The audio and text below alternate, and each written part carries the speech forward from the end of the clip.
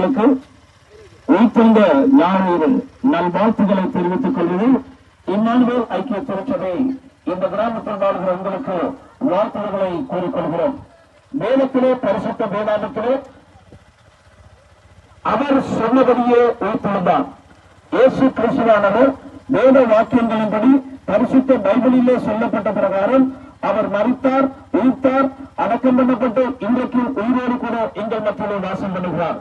இறைமகன் இயேசு கிறிஸ்து இந்த உலகத்தின் சரித்திரத்தை நன்றாக பிரித்து கிறிஸ்துக்கு முன் கிறிஸ்துக்கு பின் என்ற சரித்திரத்தை படைத்த கிறிஸ்து இயேசு இவ்வுலகில் பிறந்தது உண்மை, அவர் வாழ்ந்தது உண்மை, அவர் வாழ்ந்ததற்கான சரித்திரங்கள் இன்றைக்கும் சார்ந்து பகர்கிறது.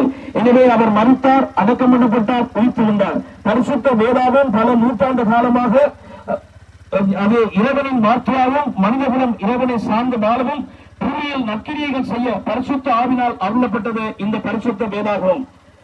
இது இறை வார்த்தையாகவும் இறைவனின் தூதாகவும் இறைவனின் அளவில்லா அன்பை மனிதகுலம் காணவும் உணரவும் தம் ஒரே பேரான குமாரனை கொண்டு உலகை பாவத்திலிருந்து மீட்கும் நற்செய்தியை அடங்கிய மகத்துவமுள்ள புத்தகமே பரிசுத்த வேதாகவும்.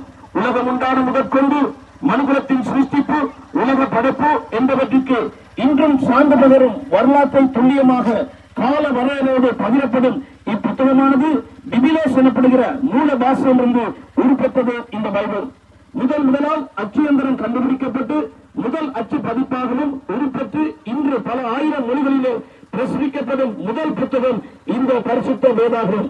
இது மூல பாஷையாகிய அரமே, எபிரேய, கிரேக்க மொழிகளிலிருந்து தமிழுக்கு மொழிபெயர்க்கப்பட்டது.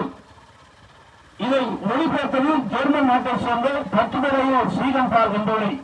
வானமும் பூமியும் ஒழிந்து போனாலும் தேவனுடைய வார்த்தை ஒருபோதும் ஒழியாது. இதை அற்பமாய் எண்ணி வரலாறு தெரியாமல் இதன் மகத்துவத்தை அறியாமல் இதை அழிக்க முற்படுவதற்கு அழிவனமும் அழிவையும் நோக்கி நாடுகின்றது என்று வரலாறு சான்றுகின்றது. எனவே பரிசுத்த வேதாகம் இறைவனின் வார்த்தையாகவும் அது இறை செய்தி அடங்கிய உலகத்துக்கு பரிசுத்த வேதாகம் என துவக்கப்படும் இந்த பைபிளை கனம் பண்ணுவோம். இதில் என்ன அடங்கியுள்ளது என அறிய ஆர்வம் கொள்வோம். இதை குறித்து மேலும் அறிய இந்த பரிசுத்த வேதாகத்தின் மனிதகுலத்தின் ஒழுக்கம், பண்பாடு, குடும்ப வாழ்வு, பாவத்தின் தாற்பயம், அதிலிருந்து மீட்பதையின் வழி, பொருளாதார முகாமத்துவம் மட்டுமன்றி தற்போது உலக அரங்கில் அரங்கேறியுள்ள யுத்தம், வெப்ப அதிகரிப்பு, இனிவரும் நாட்கள் எப்படி அமையும் என்கிற விடயங்கள் அடங்கிய தீர்க்க தரிசனங்கள் உள்ளடக்கப்பட்டுள்ளது. இது தவிர்க்கப்படுமோ எரிக்கப்படுமோ இதுக்கு எதிர்த்து நிற்க வேண்டிய புத்தகம் அல்ல. இது பரிசுத்தமுள்ள தனி மனிதனுடைய வாழ்விலே அவன் ஆசீர்வாதத்தை பெற்றுக் கொள்ளவும் அழிவின் விளிம்பில் உள்ள வாலிபர்கள் திறந்து வாசிக்க வேண்டிய இந்த இறைவார்த்தை அடங்கிய இந்த பரிசுத்த வேதாமாகிய பைபிளில் சொன்னபடி அவர் உயிர்த்தெழுந்தார். இந்த மகத்துவத்தை மகிமையும் நீங்கள் அறிந்து கொள்ள அர்ப்பணிப்புடனும் அன்புடனும் எப்பொழுதும் ஆயத்தமாயுள்ளோம். இறைவார்த்தை நிறைவேறும் காலத்தில் வாழ்கிறோம். எனவே பரிசுத்த வேதாகம் உங்கள் ஒவ்வொருவரையும் இருகரம் கூப்பி வரவேற்கிறது. வருத்தப்பட்டு வாரி சின்னத்தினர்களே, நீங்கள் எல்லாரும் என்னிடத்தில் வாருங்கள், நான் உங்களுக்கு இளைப்பாறுதல் தருவேன். இயேசு மரித்தார், உயிர்த்தார், இன்றைக்கு உயிரோடு இருக்கிறார். அந்த உயிர்த்தெழுந்த இயேசுவின் நாமத்தினாலே இந்த சத்தத்தை கேட்டுக் கொண்டிருக்கிற ஒவ்வொருவரையும் இயேசுவின் நாமத்தினாலே ஆசீர்வதிக்கிறோம். ஆமென், ஆமென், ஆமென்.